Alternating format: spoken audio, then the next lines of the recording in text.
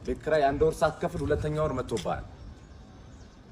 እየሞከርኩኝ ነው ትላለህ እንዴ? አትሰማም እንዴ?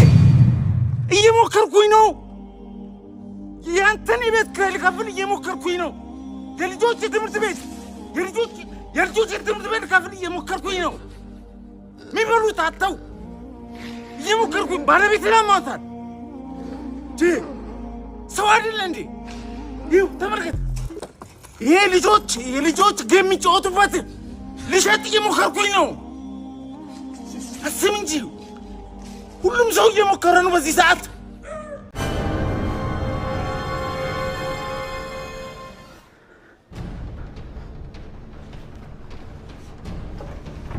ሰዓት ማርፈድህ ካልቀረ ቢያንስ ሸሚዝህን ለቅለቅ አድርጋ ትመጣም።